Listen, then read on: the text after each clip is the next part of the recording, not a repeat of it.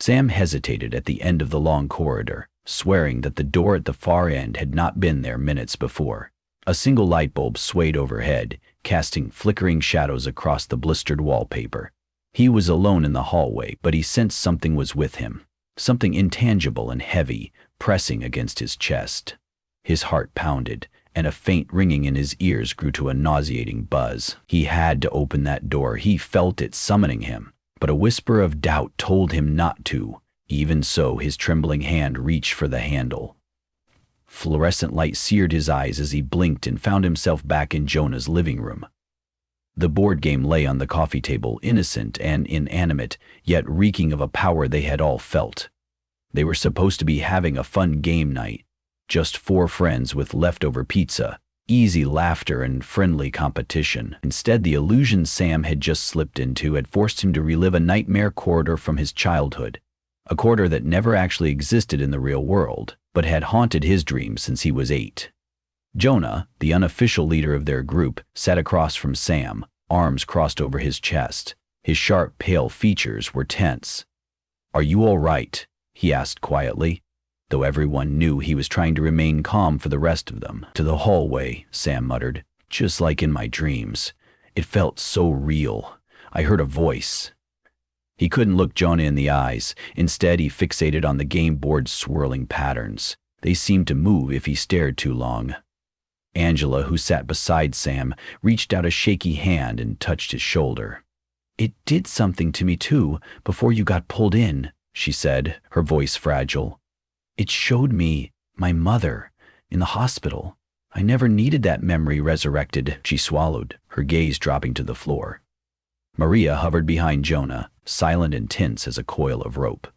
She had been the one to find the game at a thrift store.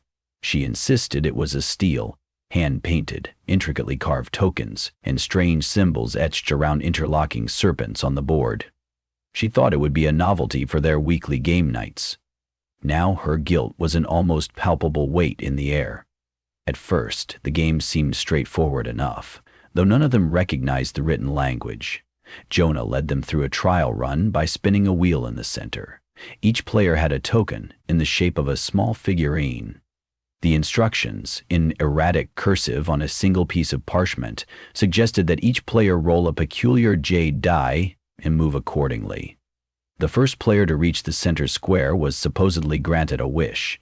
It all sounded silly, yet once they started, illusions began slipping over them like blankets of fog, plunging each into personal terrors. A trembling hush settled over the group as they considered what to do next. The game board remained on the table, malevolently silent. Sam ran a hand through his hair, still shaking off the vestiges of that long hallway. "We should stop," he whispered. "We should put it away, burn it, maybe." "Why will that end it?" Jonah asked, scanning the faces of his friends. He tried to keep his voice steady, but Sam could hear the tremor that betrayed Jonah's fear. "What if stopping halfway leaves us trapped in these nightmares forever? What if finishing it is the only way out?" Angela flinched. "I don't want to see my mother's face again in that hospital bed." It wasn't just a memory. It was worse, contorted, like something had replaced her. "I'm terrified to roll that die again, but I also can't live like this, with the possibility of being dragged back." Maria leaned forward, pressing her trembling fingertips against the swirling patterns. "The instructions said something about facing your fear for a chance at a reward. I never believed in curses or any of that, but this..." She glanced around at the others. "We might have to keep going, or it might haunt us for the rest of our lives." An uneasy silence settled in the room. The only sound came from Sam's heavy breathing and the faint humming of the refrigerator in the kitchen. Finally, Jonah reached for the jade die. "We'll keep the turns short," he said, voice eerily calm. "1 roll each, then we'll regroup. Agreed?" They all nodded. Sam's hand rose in a shaky salute, though no smile touched his lips. Jonah went first. He tossed the green die onto the board. It tumbled, stopping on a symbol that looked like 2 swirling lines entwined. Jonah's figurine, a small figure holding a lantern, slid forward 3 spaces, guided by an invisible force. The second it settled, Jonah's eyes rolled back. He slumped into his seat, hands twitching as if trying to grab something just out of reach. In Jonah's mind, a well-worn memory sprang to life. He was back in college, walking the deserted campus at night. He remembered how, at the time, he was struggling to keep a scholarship that his parents expected him to maintain. The sense of desperation that had weighed on him then now came surging back, more potent than ever. Voices whispered from behind locked doors in the empty lecture halls. Each door he opened refused to yield. They remained sealed, and the hallways kept shifting, each corridor leading to another set of doors. He could hear his father's disappointed sigh echoing from behind one of them, his mother's tearful voice behind another. Step by step, he forced himself to keep going, ignoring the urge to freeze or run. After what felt like hours, he came to a door at the end of a hallway that glimmered with the same symbol he had rolled on the die. Taking a deep, ragged breath, Jonah turned the doorknob. Back in the living room, Jonah snapped awake with a sharp inhale. Sweat drenched his brow. He stared at Sam, Angela, and Maria, each of them wide-eyed, waiting for him to speak. "It's the scholarship scenario," he managed to say, voice shaky. "I heard my parents behind the doors." He pressed a palm to his chest. "I could have stayed lost, searching those corridors forever." Maria nodded in understanding. "But you came out. You conquered it?" Jonah let out a breathy half-laugh. "I opened one of the doors. It was like facing the worst part of myself, my fear of failing. I didn't escape the illusions until I admitted out loud that I might fail. And it's not the end of the world." His gaze shifted to the board. In the vision, that door was marked with the same symbol I rolled. Maria took the die next. Her face was pale as she invoked the motion. The die rattled, landing on a symbol that resembled an eye with double irises. Her figurine, a small dancer with outstretched arms, glided 4 squares ahead. She stiffened, eyes fluttering shut as the game seized her mind. When Maria was 8 years old, she had been in the back seat of her uncle's car during a wreck. The car flipped twice, her aunt was severely injured, and Maria was pinned by the metal seat frame. Fresh from the hospital, she spent weeks seeing phantom lights and hearing the squeal of twisting metal. Now the game thrust her back into that horror. The illusions manifested with brutal realism, a howl of twisted metal, shattered glass slicing across her arms. Her breath caught as acrid smoke burned her nostrils, and she screamed for help that never came. Then in the swirl of terror, a new element emerged, a broken reflection in the shattered window. Except this time, she could move within the dream. She scrambled for the door handle, fumbling in the darkness to find it, to fight her way out. Her heartbeat thundered in her ears, but she refused to give up. Eventually, she felt the handle release. She pushed with all her might, and the door creaked open, letting her tumble onto the imaginary asphalt. The second her body touched the ground, she jolted back to reality. She was on the carpet of Jonah's living room, heart pounding, tears streaming down her cheeks. "I got out," she rasped. Her eyes locked on Sam, and she could see her own terror reflected in his face. "I had to force myself to remember I'm not that helpless little girl anymore. The fear didn't swallow me. I survived."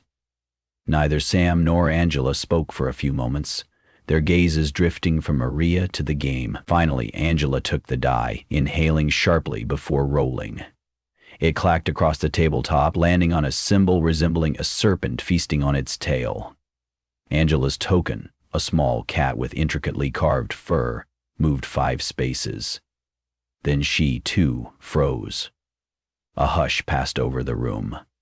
Sam knew Angela's fear had to do with her mother's final days in the hospital, but had the illusion grown more insidious than that? He unfolded a blanket and draped it around her shoulders as she twitched, cheeks wet with silent tears. The waiting was agonizing. In the vision, Angela stood in a long, sterile hallway. The smell of antiseptics stung her nostrils. Her mother's hospital room shimmered at the far end. She could see her mother lying in the bed, thin arms resting on the sheets. But as Angela approached, her mother's eyes opened, pitch black and bottomless. The lights flickered. The door slammed shut. Angela's heart hammered against her ribs as she tried the handle, but it wouldn't budge. She had to face a truth she had refused to accept for years. She blamed herself for not being there in her mother's final moments. As the hallway lights flickered off, Angela forced herself to speak. I couldn't save you, Mom. I'm sorry. I blame myself and it's been killing me inside. Her voice echoed unnaturally. The door opened on its own. Her mother's figure sat up, eyes now sorrowful but human. She faintly smiled, and her whisper came as if from a great distance. It wasn't your fault. Suddenly Angela was back in the living room, sobbing softly. Sam clutched her hand. She pressed her eyes shut, letting out a long, shaky breath. I forgave myself, she whispered. I think that's what I needed to do all along. Her sobs tapered to tearful relief. Then it was Sam's turn again, and his throat tightened at the thought of re-entering the hallucination. But he also sensed that each of them, by confronting their trauma, was slowly reclaiming something lost. Angela's face glowed with a strange peace amid lingering tears. Jonah looked relieved, better than he had in months. Maria's restless anxiety calmed. Maybe finishing the game wasn't so much about being forced to endure nightmares as it was a twisted path to confronting them. He took the die, remembering the corridor and the hidden door. That place had haunted him since he was a boy, a recurring nightmare that left him drenched in sweat. He hadn't fully confronted it. He had only glimpsed it. With a stealing breath, he rolled. The die landed on a symbol with interlocked triangles. In his figurine, a small shielded knight moved 2 squares. His vision slid away from Jonah's living room like a curtain being drawn back. He was in the corridor again, the endless stretch of peeling wallpaper and flickering overhead lights. The door waited at the far end, just as before. Behind him, a voice whispered, Sammy. Sammy, do you hear me? Then came the light tap of footsteps and the sense of something creeping at his heels. He wanted to break into a sprint, but something in him whispered that running would only grow the fear. Instead, he forced himself to walk, step by step, ignoring the constant frantic instinct to look behind him. Through the gloom, the handle glinted like a beacon. His breath seemed to echo, every exhale magnified in the hush. As he wrapped his fingers around the handle, the door swung open on its own, revealing a small bedroom with a twin bed near the window. It was his old childhood bedroom. A silhouette stood by the window, ethereal and longing. When it turned around, Sam recognized the face of his younger self. He looked about 10, eyes hungry for comfort, for reassurance. The younger Sam's lips parted, and he whispered, I'm frightened. I don't want to be alone. It was a raw confession Sam had never admitted to anyone during those lonely nights in an unstable household, moving from place to place, never feeling truly safe. A surge of compassion welled inside him. An adult Sam knelt to the level of his younger self. You're not alone, he said, voice shaking. You survived all of that, and you keep going. His chest tightened with unspent grief. I never told you it was okay to be scared. Tears welled in the younger Sam's eyes, and the boy vanished, leaving Sam alone in the bedroom.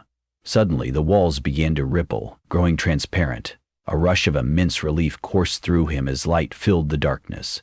He jerked awake to Angela's soft cry. He blinked around at the living room and saw all 3 of his friends staring at him anxiously. Sam realized he was on the floor. Somehow he had slipped out of his chair. Jonah helped him stand. You okay, buddy? Sam managed a shaky grin. I think so. He pressed a hand to his bounding heart. I saw myself as a child. I said what I never got a chance to say, that it's okay to be scared. Sighs of relief rippled among them. They each glanced at the board, noticing how their tokens were spread in a spiral pattern, edging closer to the center. Sam let out a nervous laugh.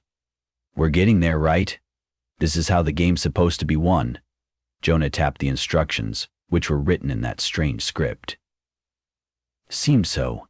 We each keep going, facing illusions, but the question is, how many more times do we have to do this before one of us reaches the center? Though their illusions were harrowing, the group felt enough determination to push forward. With each roll, they found themselves confronting hidden traumas, internal conflicts, and regrets. Each time, it was as if the illusions forced them to find some measure of acceptance or courage to escape. The board responded to every small victory by inching them ever closer to the center square.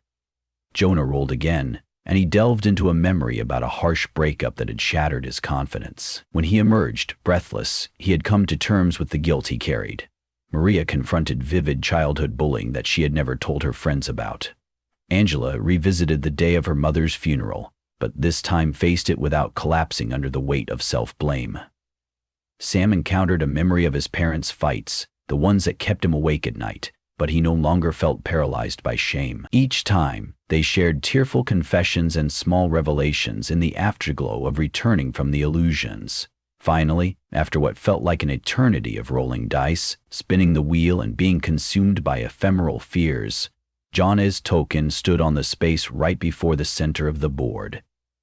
The entire house seemed to tremble. Lamps flickered. A sharp breeze rattled the windows. Though it was a calm summer night, Jonah exhaled. One hand braced on the table, the other gripping the jade die with white knuckles. "This is it," he said, voice low. "One more roll." Angela, Maria, and Sam exchanged tense nods. Their minds and hearts felt raw. Even so, a flicker of hope burned in each of them. Perhaps finishing the game would set them free. Jonah let out a shaky laugh tinged with desperation. "For better or worse," he muttered. He rolled the die. It spun across the board, landing with a soft thud. The ancient symbol on the top face glowed. Jonah's figurine slid onto the center square, as if pulled by an unseen magnet. The swirling colors on the board lit up with a ghostly glow, and a deep hum resonated through the room, making the windows shiver in their frames. Jonah's eyes fluttered close, and his entire body went rigid as if electrified. Sam and Angela reached out to steady him, dread lancing through their veins at the possibility of a final, merciless ordeal. Searing light enveloped Jonah, and a turbulent wind ripped across the living room, scattering cushions and papers. In the heart of the blaze, Jonah found himself on a featureless plain of shining white. He stood with his eyes wide, searching the blank horizon. A figure materialized out of the brightness, clad in a hooded robe that bore all the symbols from the board. His voice was neither male nor female, neither young nor old. It echoed everywhere at once. "You have done what was required. You faced your darkness, bared your regrets, confronted your nightmares. Now you stand at the threshold of the wish." Jonah's throat tightened. His mind spun with the possibilities. He could wish never to feel fear again, to erase his painful memories, or to give his friends some relief from the burdens they had confessed. He could also walk away and end the game, letting each of them simply return to normal life. Images of Sam, Angela, and Maria flashed before him, their cheeks stained with tears, exhaustion etched on their faces. He saw how each had grown closer to the person they needed to become by facing the illusions, and he realized the game, though horrifying, had also given each of them a gift.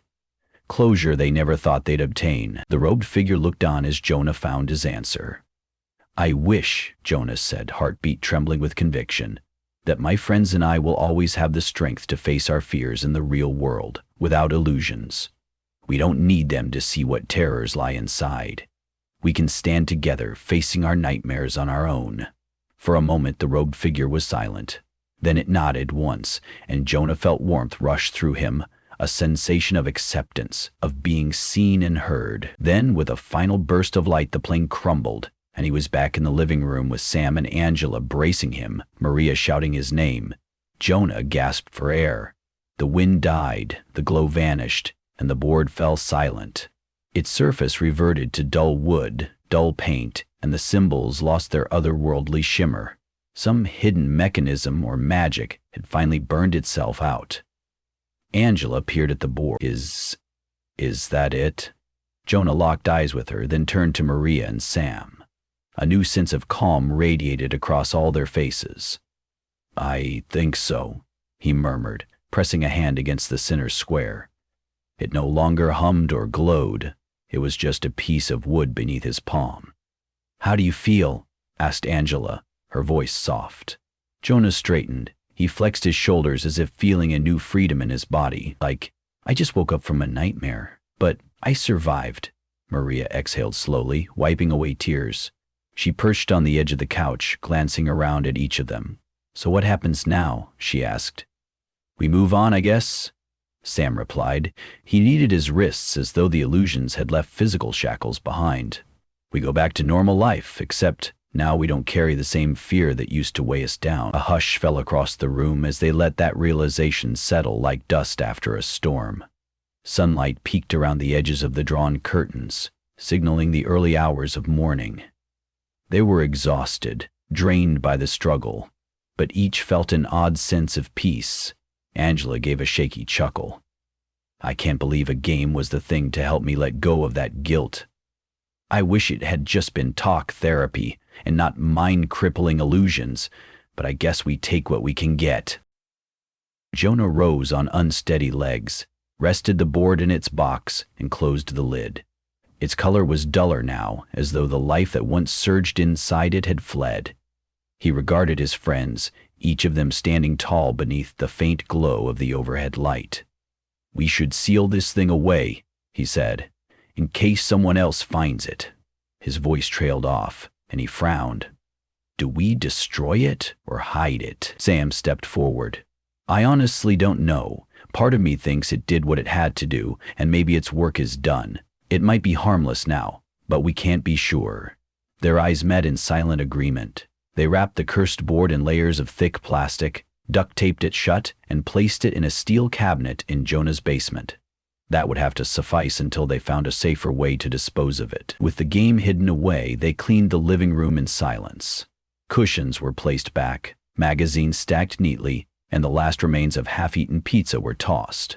When at last the house was put right again, they gathered in the foyer. Maria hugged everyone tightly, tears brimming in her eyes again. I'm sorry, she whispered. I never wanted to put you through that. I thought it would be a silly distraction. Jonah wrapped an arm around her and met her gaze with a forgiving smile. We don't hold it against you. We're all still here, right? And maybe it was something we needed. Sam nodded, stepping in to place a reassuring hand on Maria's back. Let's not blame ourselves for the path we ended up taking. It's over now. Angela joined them, her hand finding Jonah's. The four friends stood in the half-lit hallway, bound by an ordeal that went far beyond a simple board game. Their nightmares and regrets had been laid bare. They had confronted them in twisted illusions, more real than dreams, more haunting than memories. But they had emerged, changed for the better. Let's get some rest, Jonah said, and tomorrow, break fast at the diner on 5th Street, my treat. They all laughed wearily, drifting apart with murmured goodnights. One by one they stepped outside into the early dawn. The air felt crisp with liberation. When Sam looked over his shoulder, he caught a glimpse of the living room window. For just a second, the curtain shimmered, as though the board inside pulsed with one last breath. Then it went dark, leaving only the reflection of morning light. They would carry their scars, but also a sense of triumph. They were no longer shackled by illusions, because they had faced the nightmares within. Outside, in the gray glow of a new day, Sam smiled to himself. Fear might always surface in different guises, he thought, but at least now they knew they could face it together.